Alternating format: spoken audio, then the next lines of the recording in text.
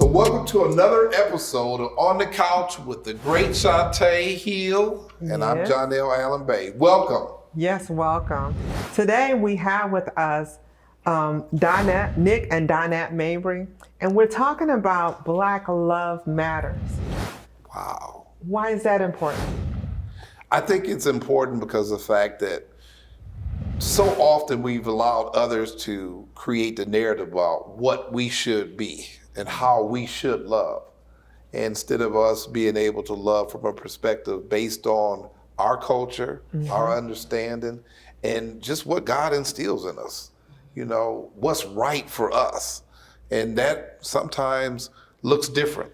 Right. It looks different from people outside of you, but we're very unique. Yes. And, you know, when we talk about Black love, it's something that's unique because there's something extra to it. Right. It's just something that fascinates me to see a couple or just to witness love in our community. That's special to me. And I think we need to really talk about it. I think we should applaud it. We should embrace it. We should teach it. And when love matters, it changes the landscape of our communities. It changes the landscape of our relationships, and it just looks differently. And we should have more love within our communities, more love of ourselves and the relationships that we're in, not only just the romantic relationships, but also relationships with our family, our friends, and those around us. Right. Because it decreases crime, I believe. You know, when you talk about that, I always think about, in our culture, we call each other brother, right? And we might not be from the same mother, but from the struggle that we've lived through, there's a brotherhood there. There's an embracing of each other as a brother. And I believe that when we look at each other as brother, as sister, then there's no room for hatred or the violence in it. Right. So it's about being able to really say, okay, let's identify each other as what we are. Right. And let's really embrace that, and let's really love that. Because if I love that, then that means I make you into more than human, but a connection with me as my brother. Right. And this is a two-part series. Yes. So we're going to start off talking about relationships. Black love matters within relationships. And then we're going to move into our community, and it's all going to be a group discussion. Okay. Right? Yeah. So thank you for joining us, Nick and Donette Mabry. Thank you for having us. Thank you. So if you could share with us about you and your story, your love story. Well, definitely coming from my perspective, because oftentimes we have two different ones, but I think it's one and the same. I met this beautiful young lady in June of '95. Okay. And the odd thing about it is she didn't know that I had met her. Oh. I met her in the spirit. Right. God said to me, "That's your wife." All right. And I gathered my things, and I was with a partner of mine, and I said, "Let's go." And he said, "Why?" You know, we was in the city of Flint. You know, at the time it was a Fridays restaurant right downtown. Okay. And so this is where all the young people mingle. And he said, "Why are we leaving? You know, there's plenty of people here to talk to." And I said, "Well, I'm all set. I'm ready to go home." So I did, or we did. And I didn't see her again until September. Wow. And we were both getting out the car at the same time at a college, at my college. And I looked at her again and said, "There's my wife." Wow. But I'm gonna tell you why I didn't talk to her. Because I was still seeking my purpose, still seeking a place of employment. Because there ain't no way I could cover her without no money. Right. See, that's one thing about we got good sense though. Yes, sir. We got good sense in our culture. Yeah. Well, it's funny that he said that because I was on a consecration between me and the Lord. I was seeking after employment. We were going to the police academy. Oh, okay. And that's why we were at Mott. And so I said, "Lord, I don't want to talk to nobody. I don't want to be with nobody. I'm not playing any games. I want to get my career. I want to get going with my life and establish myself in what I want." And then, maybe then, if you send him, Right. I'll entertain someone. But otherwise, I don't want to talk to nobody unless I know he's from you. Okay. So I passed by him. We were in line. They had us in, what do you call the line? I can't remember what formation. Okay. Okay. They had us in, yeah. And so I said, yeah, Lord, somebody like that. I just walked by him. I didn't know. I didn't know him, Unbeknownst to me. but I just felt his spirit Right. because God had said, well, what do you want? Because I'm going to give you the desires of your heart. Okay. What do you want? And I said, he said, be honest. You know, if you want a certain look, the way somebody Right. look, Yeah. you know, and so I told him specifics. I said, somebody like that. I didn't say him. I just said somebody like that. Right. And so, unbeknownst to me, a friend of mine, she said, I know you said you didn't want. Right. We were in the academy too. She was on the same thing. And she said, I know you said you don't want to talk to nobody. Don't come, you know, trying to just fix you up and all that. But I know somebody wants to talk to you. And she said, I can't tell you who it is. Uh-oh. Now, he and she grew up together. Okay. I said, wait a minute, you're my best friend. You can't tell me who it is. So in the police academy, they were calling me Pebbles because I had one little dinky string of hair, like, you know, that pulled up in a ponytail, like to the side. I just didn't care. I was just trying to get, you know, and so, you know how Pebbles and Barney and, you know, Flintstones, Yeah. that's how she wore her hair. So they started calling me Pebbles. So I'm like, you got me, you know, in front of this man every single day, and I'm in here looking like Pebbles. She It looked was great to me. It was. You know what? We want to hear more We're gonna hear about any more. your love story, and then we're going to bring another couple on, and they're going to share their love story, and then we're going to talk about the strengths in the relationships and more. Okay? Okay. All right. We're going to go on a break right here.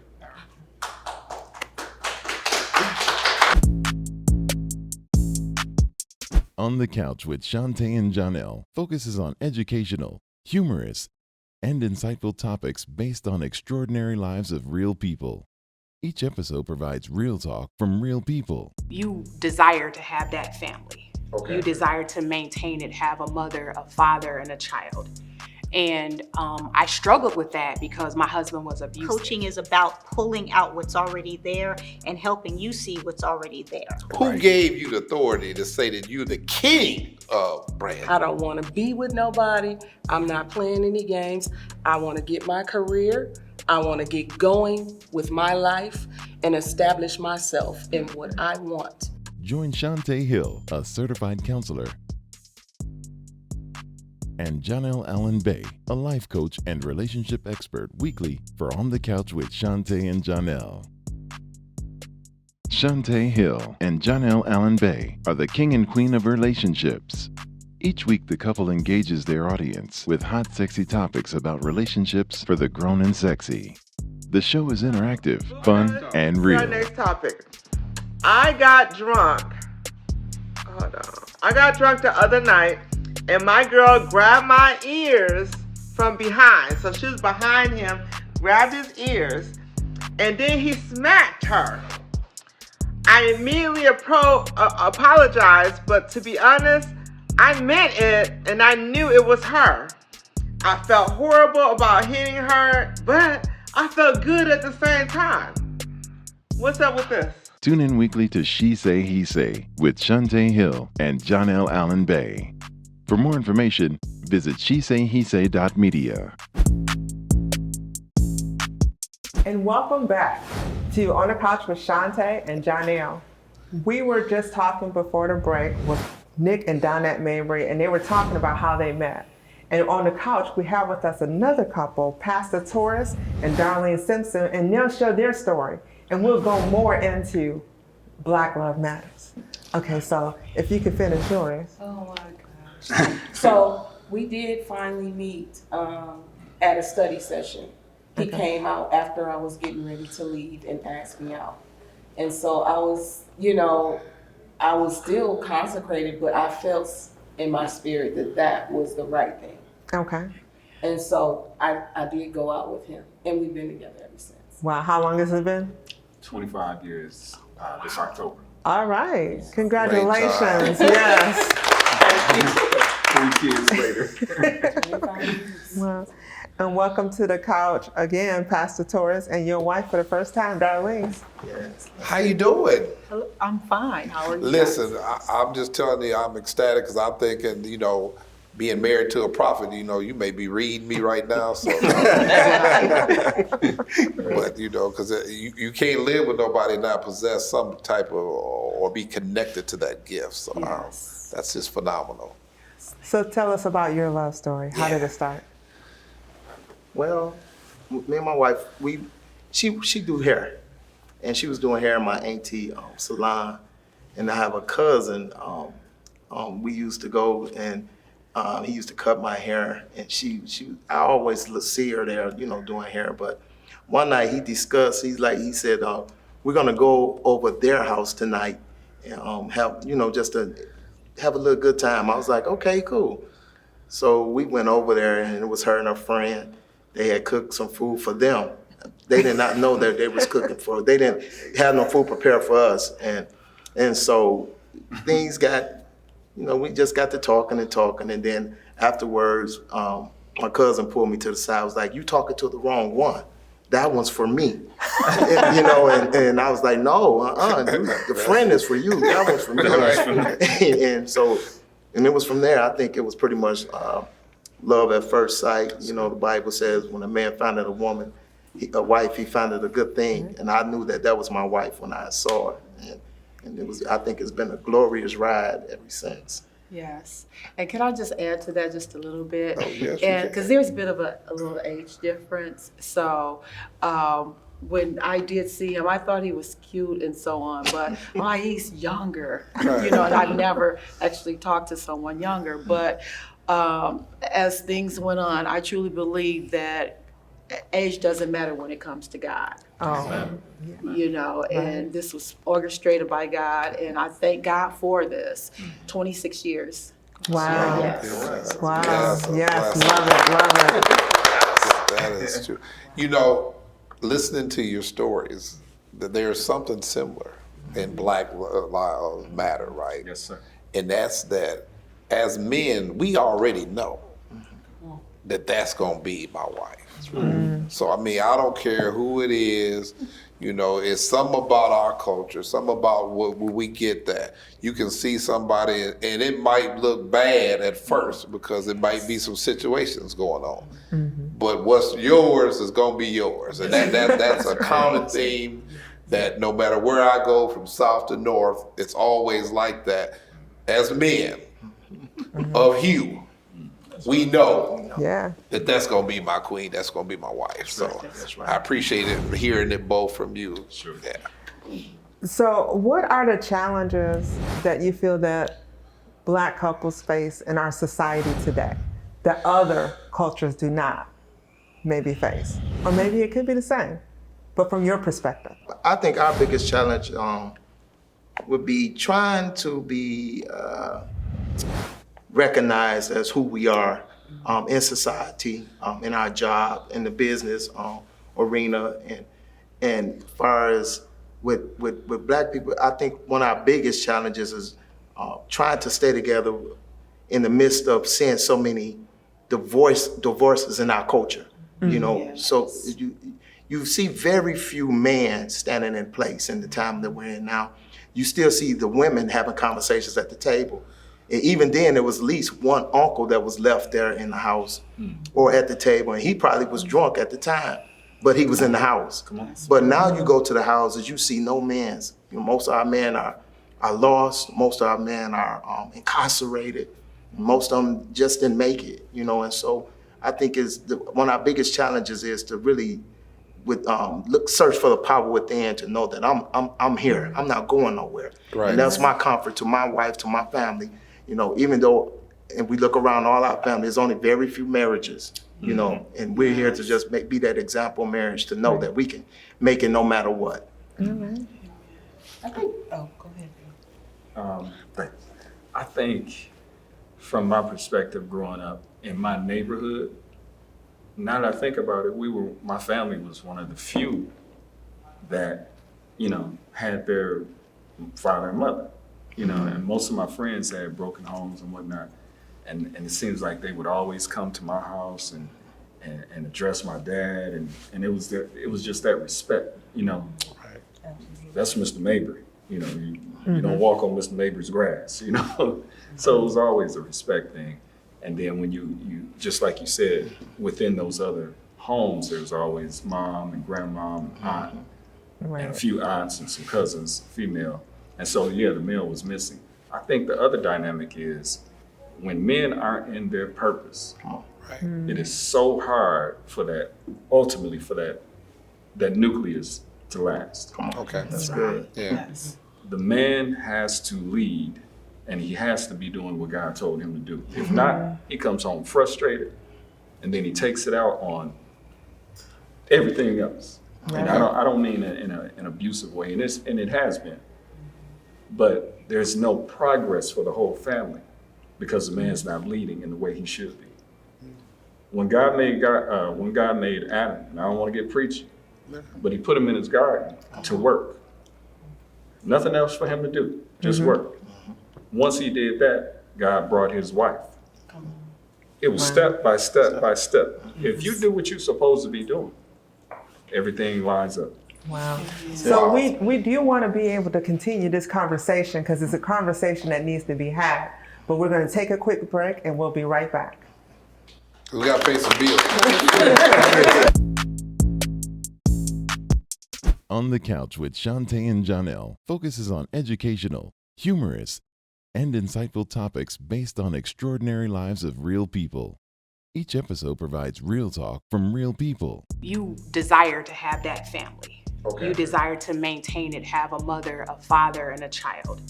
And I struggled with that because my husband was abusive. Coaching is about pulling out what's already there and helping you see what's already there. Who gave you the authority to say that you're the king of brand? I don't want to be with nobody. I'm not playing any games. I want to get my career. I want to get going with my life and establish myself in what I want. Join Shuntai Hill, a certified counselor, and Johnell Allen Bay, a life coach and relationship expert, weekly for On the Couch with Shuntai and Johnell. Shuntai Hill and Johnell Allen Bay are the king and queen of relationships. Each week, the couple engages their audience with hot, sexy topics about relationships for the grown and sexy. The show is interactive, fun, and Our real. next topic. I got drunk. Hold on. I got drunk the other night, and my girl grabbed my ears from behind. So she was behind him, grabbed his ears, and then he smacked her. I immediately apologized, but to be honest, I meant it, and I knew it was her. I felt horrible about hitting her, but I felt good at the same time. What's up with this? Tune in weekly to She Say, He Say with Shuntai Hill and Johnell Allen Bay. For more information, visit shesayhesay.media.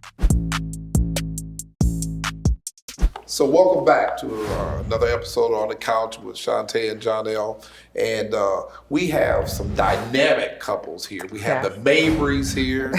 We have the Simpsons here. And I love their names. They're everywhere. They got power in their names, you know. Darlene, and Taurus.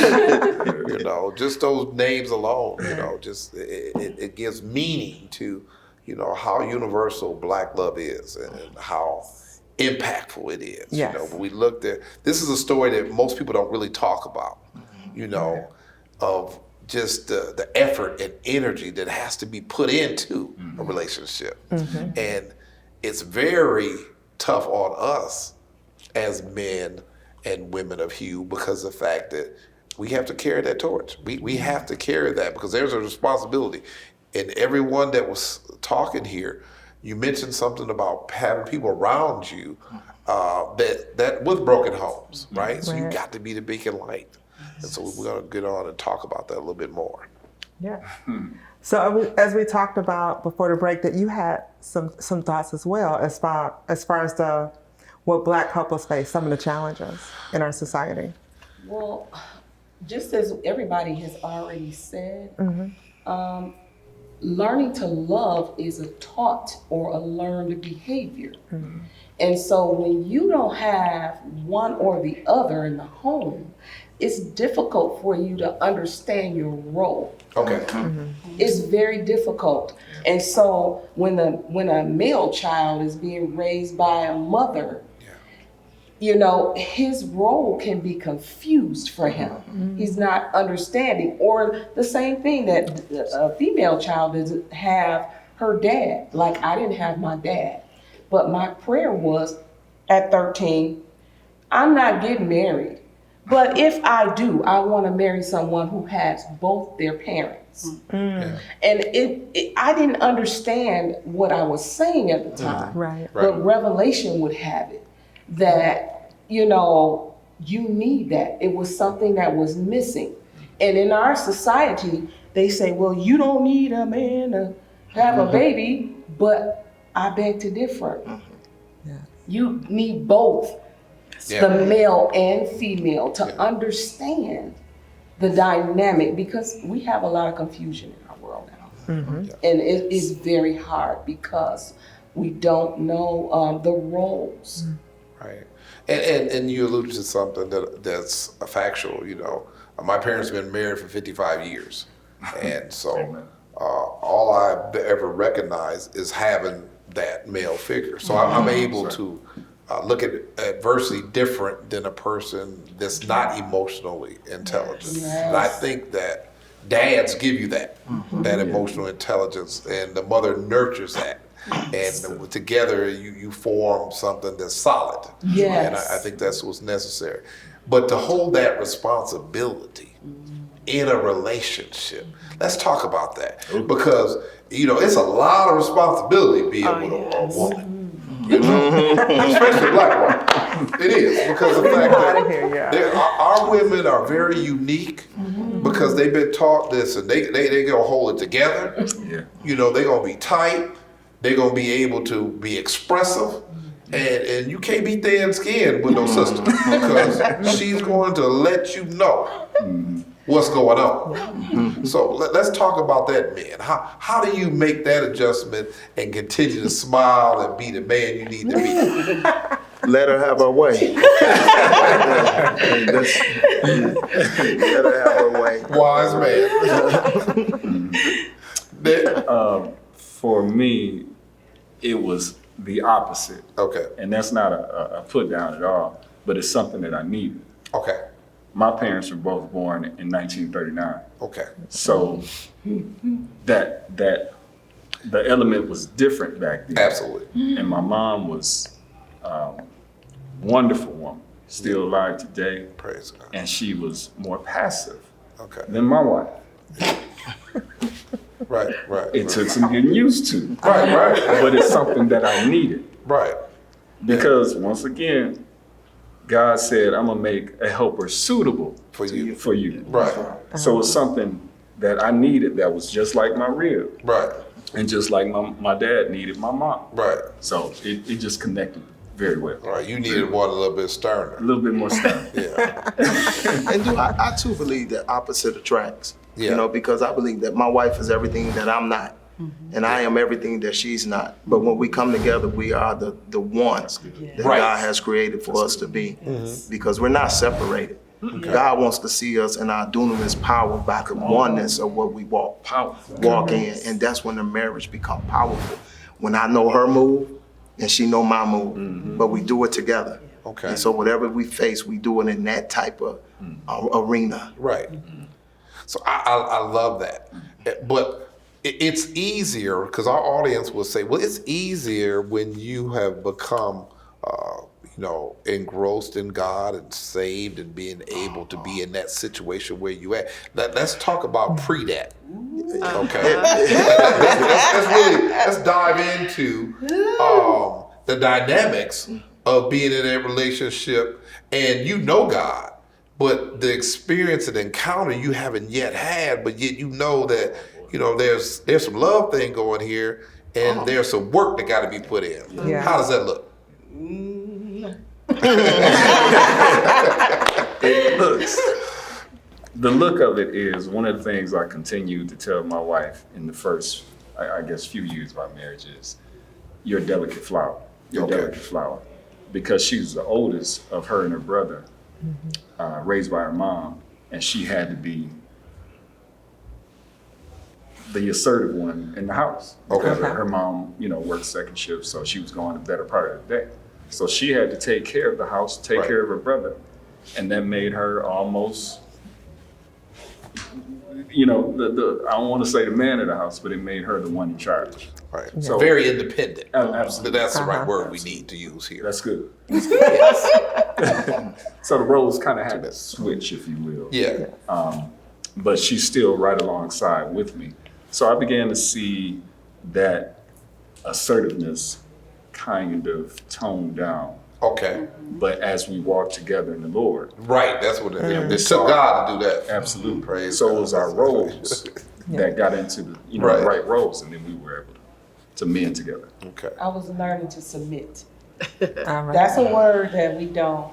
We're going to get on that. 'Cause we're going to take a break here in a minute, but we're going to need some time to deal with that there, because that's key there.